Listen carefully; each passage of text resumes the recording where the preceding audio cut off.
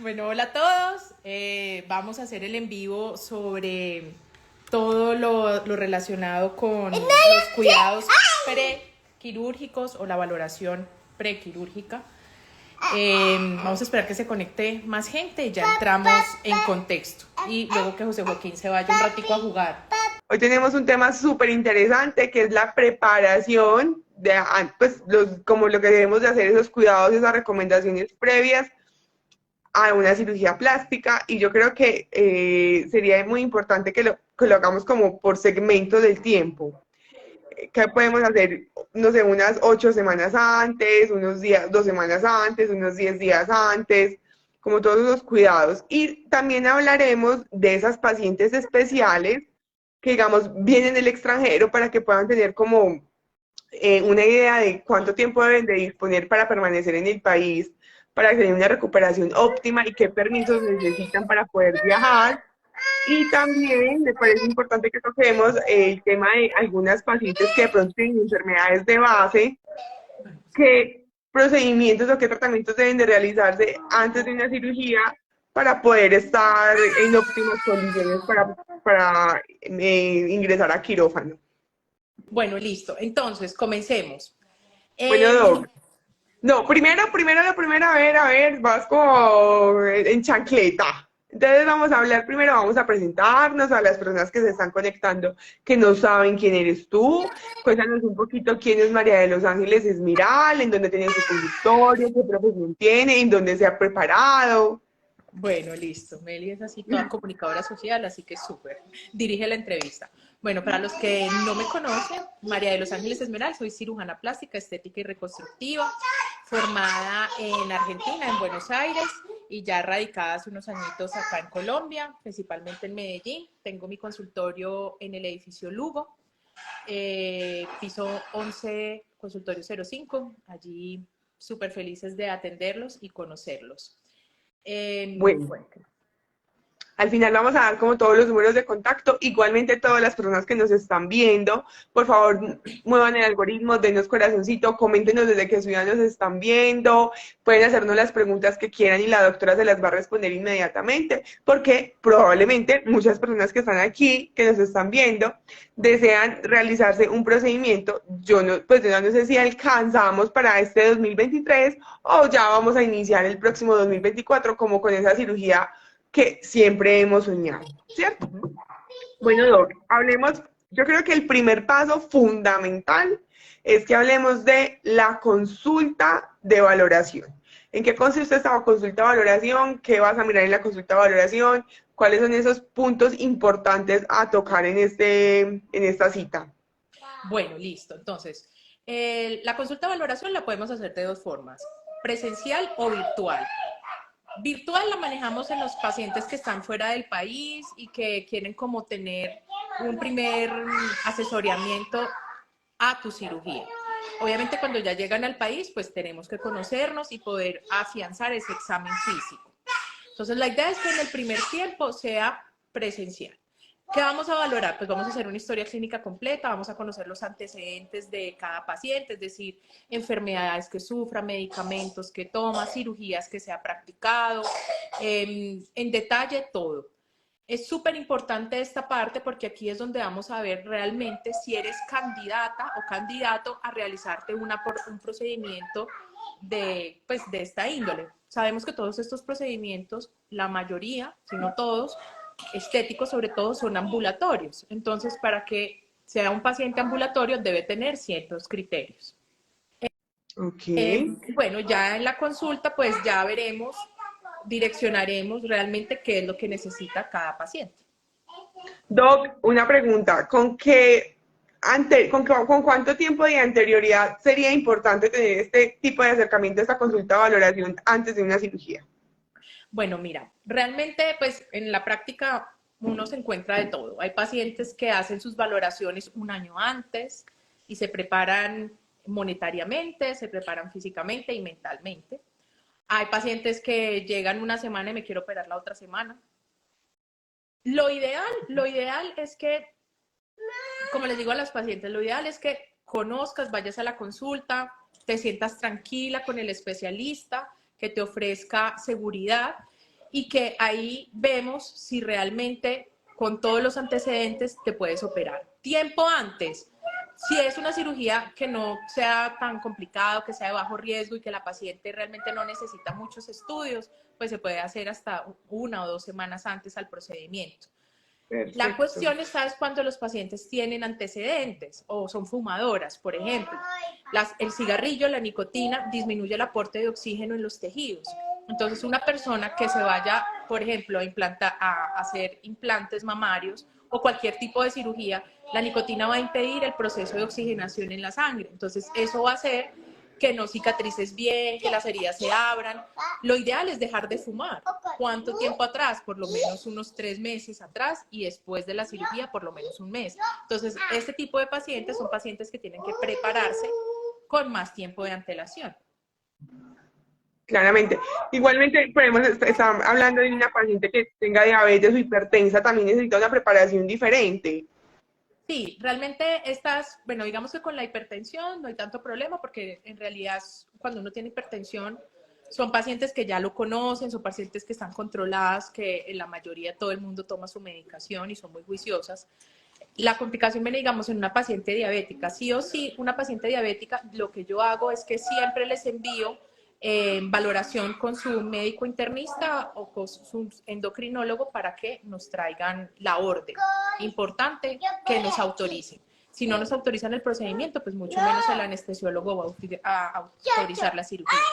La cicatriz de la mastopexia es posible que desaparezca.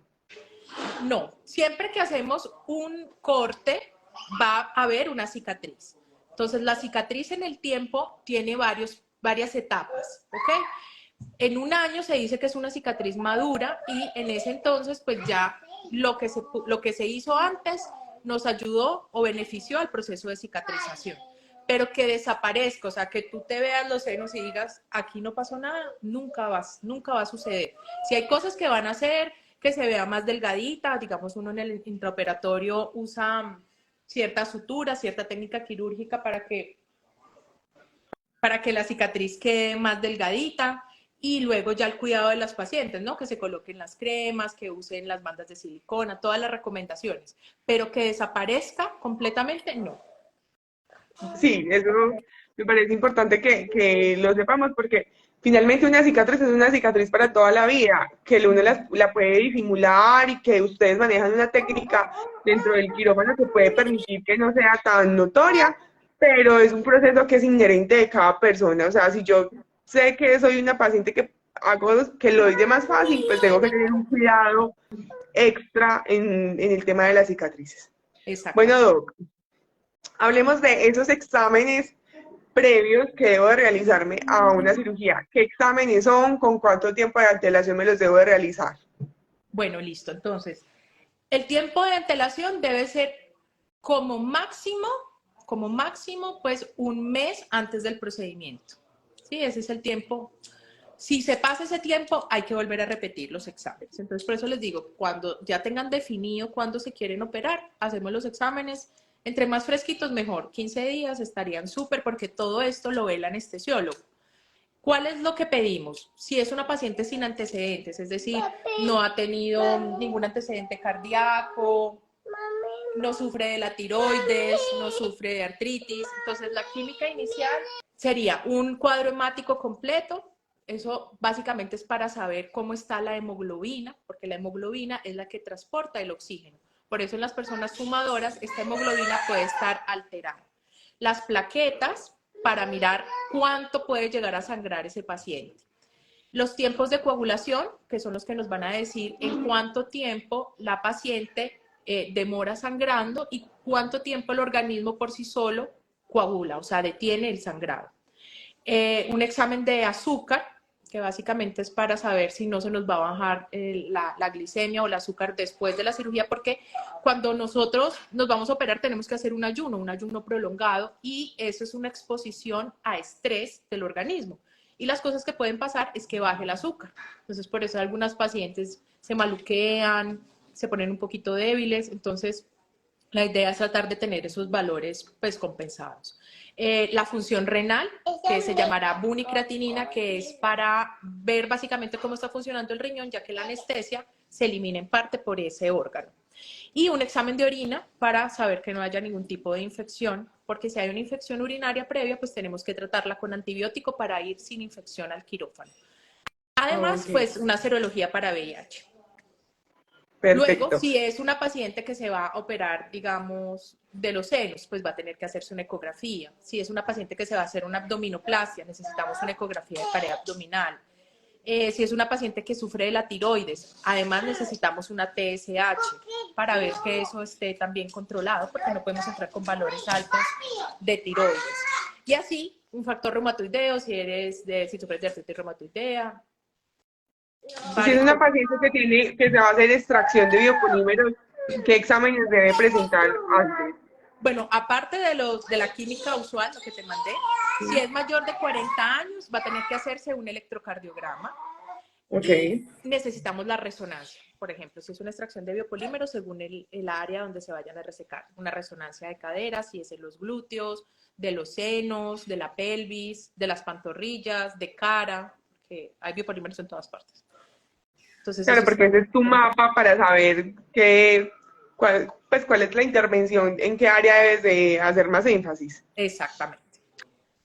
Doc, una pregunta importante, y ahorita que mencionabas con respecto al cigarrillo, que lo deben de suspender ojalá 3 meses antes de la cirugía, es el tema de los vapeadores. Ahora el vapeo está muy de moda, entonces no sé si este también deba de suspenderse con todo el tiempo, con ese tiempo de antelación.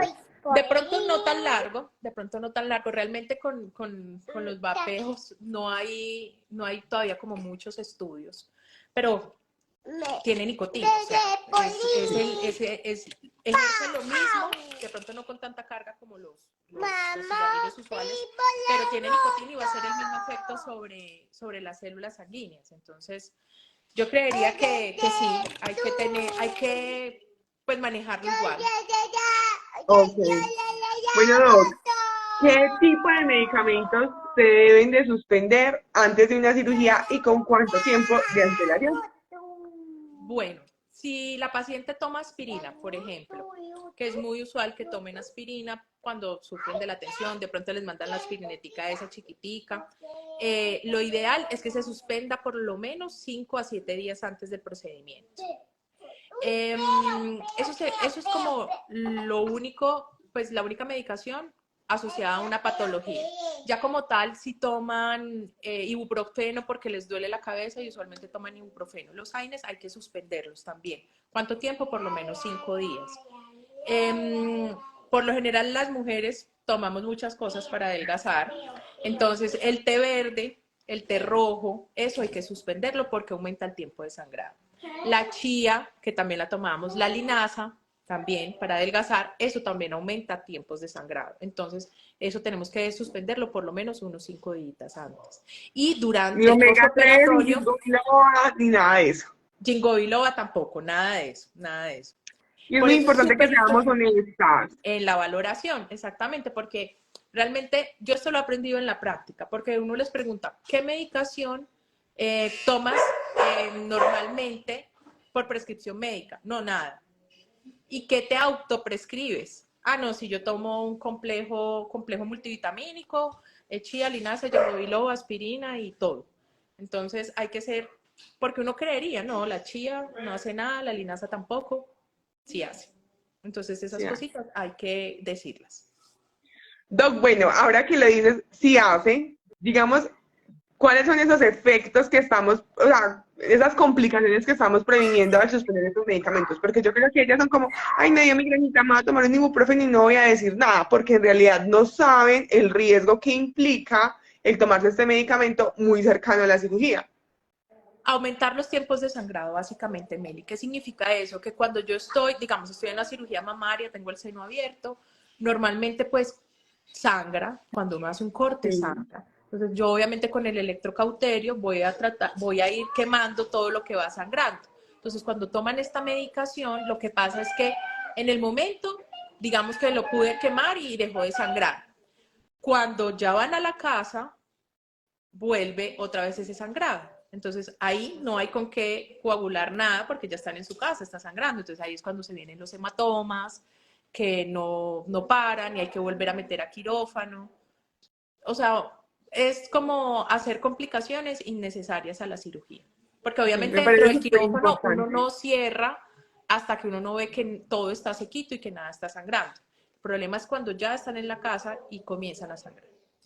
Me parece súper importante, Doc, que contemos esto porque son como, ay, no, pues eso puede ser una bobada, tengo mucho dolor de cabeza y realmente puede ser una complicación muy seria que puede enredar el El resultado de la cirugía. postoperatorio, exactamente. Sí. Total. Bueno, Doc, la consulta preanestésica, no, espérate que tengo un medicamento que puede generar un poquito de controversia y que nos lo han preguntado mucho y son los métodos anticonceptivos hormonales. ¿Estos hay que suspenderlos, no suspenderlos? ¿Cuál es la recomendación? Bueno, mira, realmente estos son más propensos a que se formen trombos en los miembros inferiores. Entonces, básicamente por eso los tenemos en cuidado en contexto a las cirugías. Ahora, todas las mujeres, o si no, en un gran porcentaje, planificamos con estos medios hormonales. Entonces, ¿qué hacer? O sea, es como, si lo dejo de tomar, me va a venir el periodo antes, entonces operada con el periodo, o me descontrolo, o me toca volver a comenzar, bueno, viene mil cosas. ¿Cuál es la indicación? La indicación es, si digamos coincidió la cirugía con que se acabó la caja de pastillas y vas a comenzar en 7 días, grandioso. O sea, perfecto, no los tomes y déjalo así.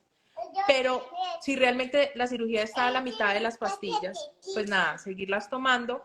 Dentro de la cirugía vamos a usar las medias antiembólicas, que vas a tener que continuarlas en casa 10 días y 10 noches. Y además vamos a tener que aplicarnos fraxiparina. Lo usual es que yo en mi práctica mando fraxiparina, que es el anticoagulante, una diaria durante 10 días. A estas pacientes que tienen mayor riesgo, la anticoagulación va a tener que ser por 15 días o un poco más según la indicación del anestesiólogo.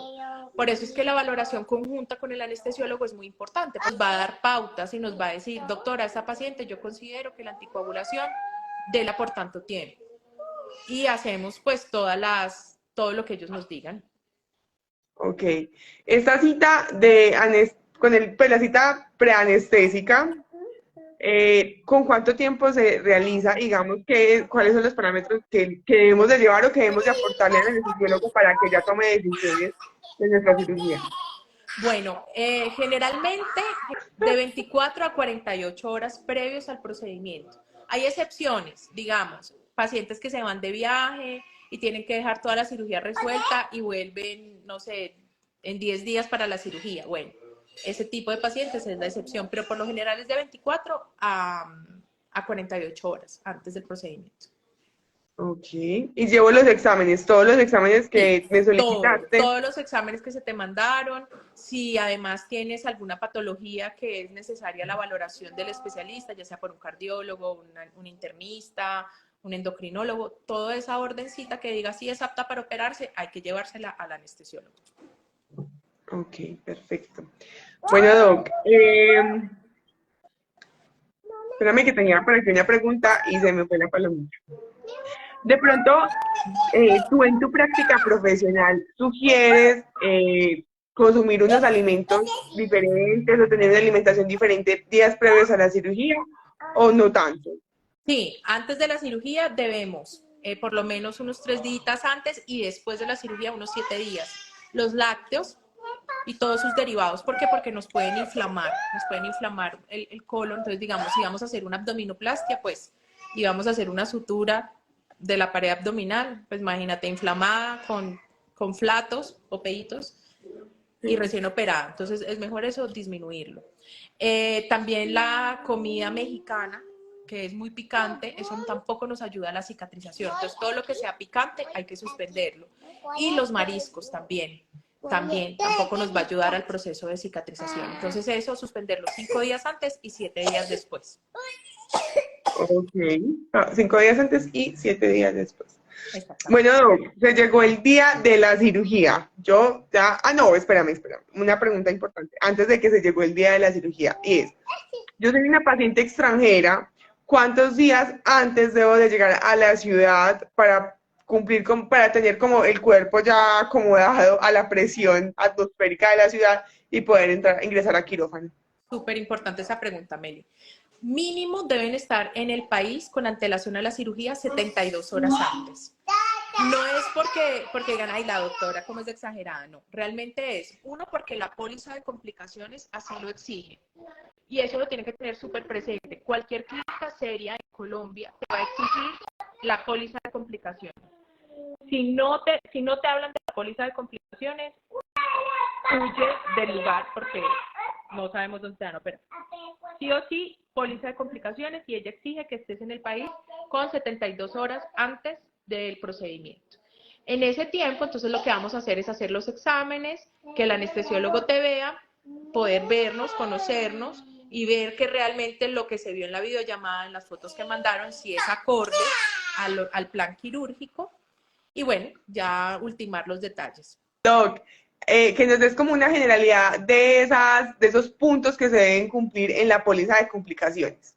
Bueno, la póliza nos va a pedir los laboratorios. O sea, cuando se piden los laboratorios, quedan en mi historia clínica, pero además la póliza exige que le enviemos los laboratorios, la valoración preanestésica, o sea, todos los requisitos. ¿Qué dijo el anestesiólogo? ¿Cómo salieron los laboratorios?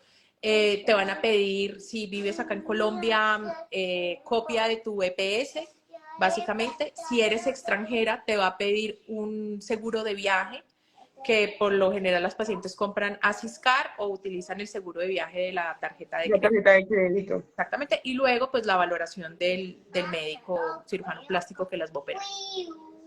Eso es lo que exige. Eso es importante. Bueno, se llegó el día de mi cirugía, hoy voy a ingresar a quirófano. No, perdón, mañana voy a ingresar a quirófano. ¿Qué debo hacer el día antes y qué no debo hacer? Bueno, no debes irte a tomar, no. No es una fiesta para celebrar, no. O sea, acuéstate temprano, haz tu ayuno, es un ayuno de 8 horas, es decir, que si te vas a operar a las 7 de la mañana, pues tu última comida, ojalá que sea tipo 9, 10 de la noche, algo muy liviano, nada que sea lacto. Algo muy liviano sería como una arepita, nada de queso, nada de huevo tampoco, no echarle grasa, o sea, no ponerle mantequilla, y de tomar, o sea, una aromática, algo muy, muy tranqui. ¿Qué más? Debes hacerte un baño con jabón de clorexidina previo al procedimiento, haciendo énfasis en las zonas que vamos a operar. Y el anestesiólogo por lo general les da siempre la recomendación de que se tomen 1 gramo de acetaminofén previo a la cirugía. Eso para que el dolor sea menos el día posoperatorio. Esa indicación pues se las da el anestesiólogo. Luego el día de la cirugía, pues nada, bueno, tratar de dormir muy tranquila, al otro día ir en... Cuéntame, Cintia. Doc, una pregunta que yo sé que estoy segurísima que te la hacen en consulta, y es el tema de el afeitarse. O sea, ¿me puedo rasurar el día antes con cuánto tiempo me debo de afeitar? Por lo menos el día antes. O sea, si vamos a hacer una cirugía, digamos, en un hombre, que tiene barba, de pronto vamos a hacer una lipo de papada, vamos a hacer una rinoplastia, por lo menos que sea el día anterior. No hay que llegar con todos los pelos al quirófano, porque pues primero perdemos tiempo en el momento, y la idea es que sea previa a la preparación. Ok. ¿Qué más? Bueno, entonces ahí está el día antes, ya, unas horas antes. Yo tengo mi cirugía programada a las 7 de la mañana. ¿Qué horas tengo que llegar al quirófano? ¿Con quién tengo que llegar? ¿Qué tengo que llevar? ¿Cómo va a ser todo ese Con que proceso? lleguen 1 hora antes del procedimiento, muy puntual, está muy bien. Hay que ir en compañía de un adulto responsable, porque no todos los adultos son responsables. Necesitamos elegir el responsable de la familia, porque va a acompañarte durante todo el proceso, desde que llegas hasta que te vas de la clínica. Ir con ropa cómoda. Cómoda significa ropa ancha, que te sientas bien. Si es cirugía de senos, pues que nos... Entonces, ir en compañía de un adulto, esa persona se va a quedar contigo durante todo el procedimiento, hasta que te den el alta, que es el procedimiento, y a las 2 horas es el alta, más o menos, en el posoperatorio. ¿Cuánto tiempo, digamos, que uno debe destinar entrando a cirugía a las 7 de la mañana? que tú digas, lo ideal, pues más o menos desde que quedan en cirugía, pues en quirófano, perdón, hasta las 4 de la tarde, no sé. ¿Cuánto tiempo que Meli? Perdón, se escucha entrecortado. Debemos de destinar, que el acompañante diga, pues que sepamos que ese día vamos a estar una total de tiempo más o menos en quirófano. Bueno, mira, o sea, realmente las cirugías, digamos, 7 de la mañana, no comienzan a las 7 de la mañana. O sea, no somos puntuales en eso, verdaderamente. Porque pues es toda la preparación de todo el equipo. Hay veces se demoran en comenzar, estamos hablando que se pueden demorar 1 hora. Puede ser Sí, que se demoren 15 minutos, 1 hora. Entonces partimos que no comenzó a las 7, sino a las 8. Depende del tiempo quirúrgico, depende del procedimiento, 3, 4, 5 horas. El tiempo después de la cirugía, la persona va a estar en recuperación 2 horas y si todo sale bien, después de esas 2 horas se puede ir para la casa. Así que nada, hay que tener disponibilidad de todo el tiempo, de todo el día, el acompañante. Doc, salen del quirófano en ambulancia, deben llevar carro particular, ¿cómo sería el tema del transporte? Bueno, mira, con mis pacientes yo los manejo con ambulancia. ¿Por qué? Porque pues me siento un poco más cómoda con eso. Hay personas que dicen, bueno, no, quiero que el presupuesto sea más barato. Ok, se les quita la ambulancia, pero siempre está la opción de que sea en ambulancia. ¿Por qué? Porque la ambulancia va a manejar más despacio, no se va a meter en huecos y además te van a ayudar a sentarte en tu cama sana y salva. Sí, es Ahora, verdad. si todo el mundo no tiene la opción de pagar la ambulancia, pues nada, se pueden ir en un carro, pues en su carro. Obviamente no vas a ir manejando tú como paciente, tiene que ir manejando un familiar y tratar de ir lo más despacio posible, porque no es solamente que tú manejes bien, sino que el mundo a tu alrededor maneje bien. Entonces, El mundo a tu alrededor. exacto. Entonces, ojalá lo más despacio posible. Bueno, está bien. Doc, ¿qué medicamentos son indispensables? O sea, esos sí no son negociables sí o sí en el momento que salimos del quirófano. ¿Cuáles son como esas indicaciones médicas que debemos de seguir al pie de la letra? Bueno, vamos a tener antibiótico, que se va a usar por 7 días, cada 12 horas. Analgesia, que se va a usar más o menos cada 8 horas. Y depende de la cirugía. Si vamos a usar una lipo o una abdominoplastia, vamos a tener que usar anticoagulantes, que son las inyecciones, que se usan por 10 días. Si es una cirugía mamaria, no hay que usar los anticoagulantes. Vamos a tener que usar otra medicación que yo mando un corticoide de depósito para que ese corticoide va a durar en el organismo más o menos 3 días y nos va a ayudar a desinflamar. Y luego, medidas tópicas generales, hielito, pañitos de ácido bórico para ayudar también a desinflamar. Pero básicamente es antibiótico o analgesia. Y si es lipo o abdominoplastia, también el anticoagulante. Ok, ¿y las medidas por cuánto tiempo? 10 días y 10 noches. Listo, 10 días y 10 noches vamos a utilizar las medidas Como al tiempo. mínimo.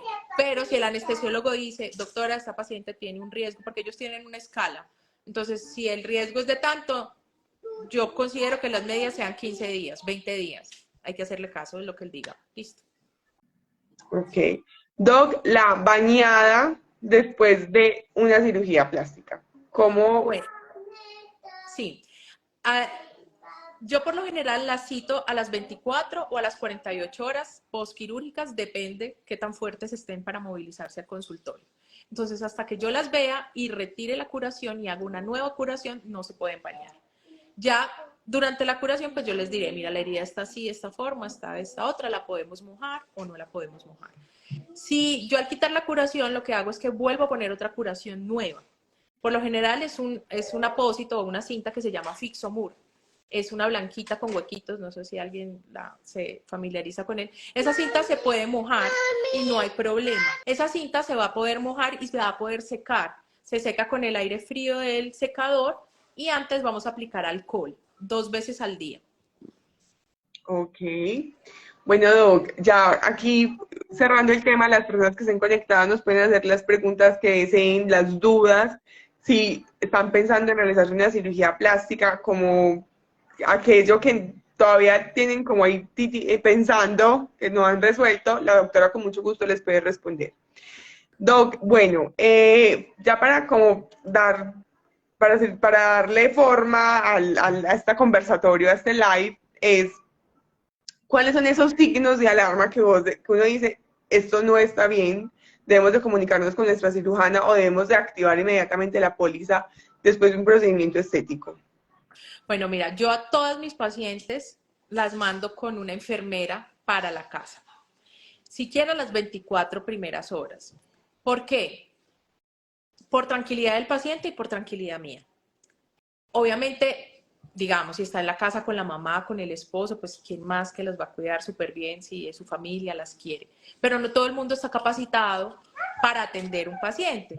No Es sé, cierto. se le bajó la presión, se desmayó, el acompañante pues terminó más asustado, también se desmayó, no, o sea, toda una película. Entonces, lo mejor es que esta enfermera que está capacitada los ayude, para que los va a ayudar a tomar la atención, a tomar la medicación posoperatoria, a caminar, porque realmente cuando uno se opera no es que llega a la cama y se acostó, no, uno tiene que caminar y moverse, porque entre más quietos estemos, más riesgo hay de que se formen trombos en las piernas.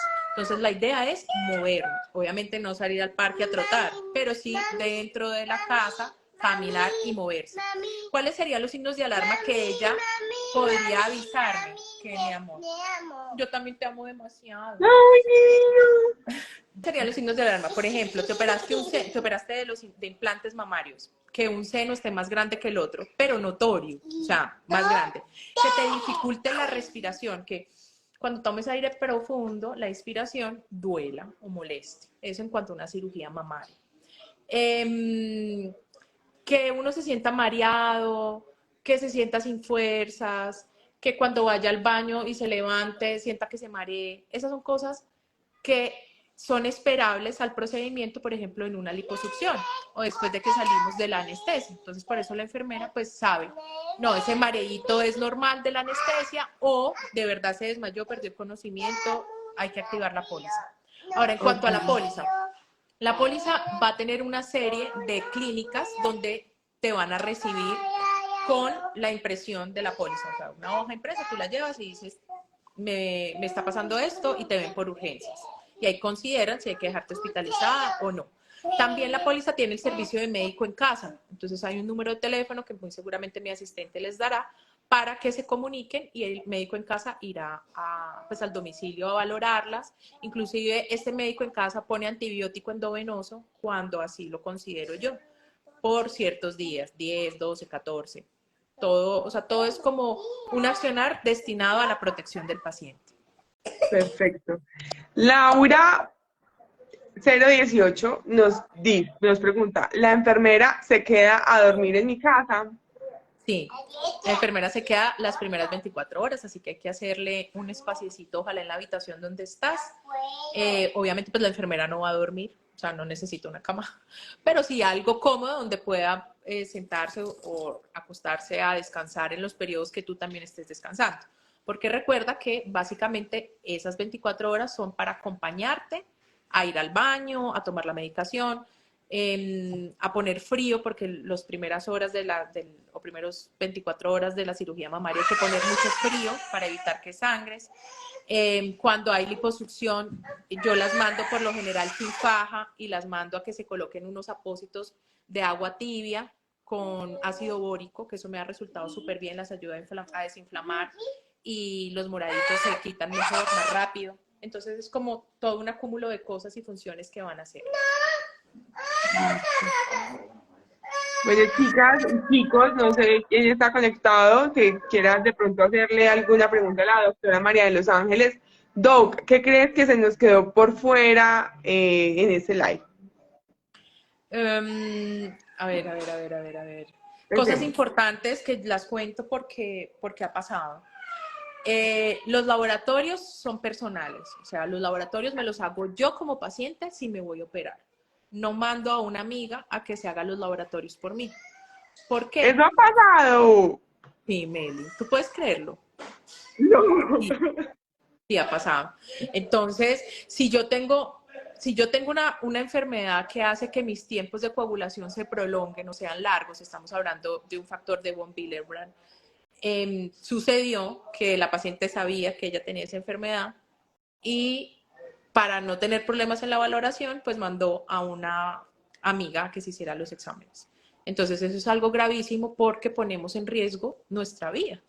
Y el cirujano plástico, pues, se está enfrentando a una complicación que no tiene por qué suceder. Entonces, Wow. por favor, tengamos introspección y los laboratorios son míos personales y me los hago yo, ¿ok?